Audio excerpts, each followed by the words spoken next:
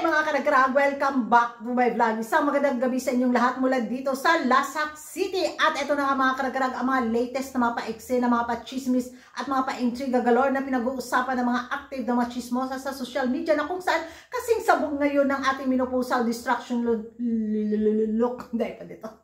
Nagkayurin na sa kuragan. Padayon. Ang mga latest na mga chika ngayon na pinag-uusapan ng mga active na mga chismosa sa social media na kung saan ako. Ay, grabe dyan.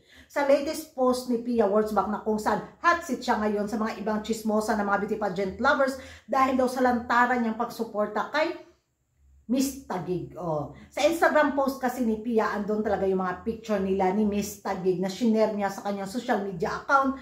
At sa laban nga to ni Miss Taguig, yun, full support si Pia mga karagkarag. At na kung saan, napaka-question ang ibang mga chismosa. Bakit daw ganito si Pia sumuporta? Napaka-unfair daw doon sa mga ibang kandidata na lumaban sa corona sa Miss Universe Philippines 2024 na malapit na ilang days na lang, di ba? Makukoronahan na ang bagong pambato ng Pilipinas. At ngayon nga nagpalabas si Pia ng pagsuporta kay Miss Taguig, baka daw gamitin ni Pia ang kanyang koneksyon. Oh, grabe, advance kayo sila mag-thinking.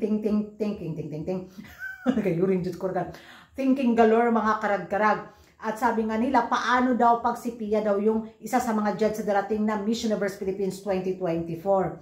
So mahaluan daw ng intriga yung maging resulta dahil nga dito sa post ni Pia sa kanyang social media account bilang pagsuporta kay Taguig. Napaka-unfair daw talaga. Sana naman daw, ginaya na lang daw ni Pia si Catriona Gray.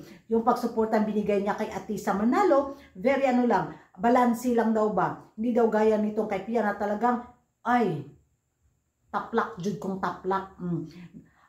Hindi lang naman si Pia yung nagsumuporta sa mga ibang beauty queen, di ba? Kung matandaan natin, sinuportaran din ni Revilla Mateo ang laban ni Alexi Brooks, si Angela Stimosa, si Budin, di ba?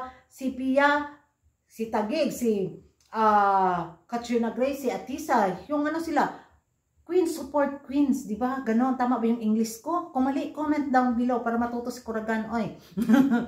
So, yun yung warlahan ngayon nila mga karag-karag. Dapat daw, tahimik lang daw si Pia bilang Miss Universe Queen. Dahil nga unfair ito sa mga ibang kandidata. Which is may punto naman sila ha.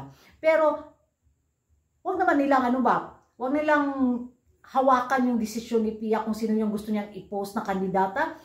Nasa nasa kapalaran niya ng kandidata kung sino yung kukurunahan sa darating na final sa Miss Universe Philippines 2024. At kung sakaling maging judge man si Pia, ayun na nga yung mahihirapan tayong mag-explain. Hay nako, ambot lang yun sa langaw pila edad sa ok-ok mga karag-karag. Siguro maging fair naman ang Miss Universe Philippines Organization at ang mga judges sa darating na finals na sana ipanalo nila yung kandidatang nag-perform talaga sa gabing yun, di ba? Yung kandidata talagang deserve niya ang corona. Ma-frontrunner man siya or ma-dark horse, kung siya talaga yung sa kanya talaga nakadestino yung corona, why not coconut? Kahit pa siguro suportaran ni Pia lahat ng mga kandidata, kung wala sa kanila, kung kaya na kuragan, di nga sila. Ganon lang yung mga pa-eksena galore mga karag-karag. Ewan ko sa inyo mga karag-karag kung ano yung magiging reaction nyo dito nga sa pa-intriga nila sa latest post ni Pia Wurtzbach bilang pagsuporta kay Miss Taguig.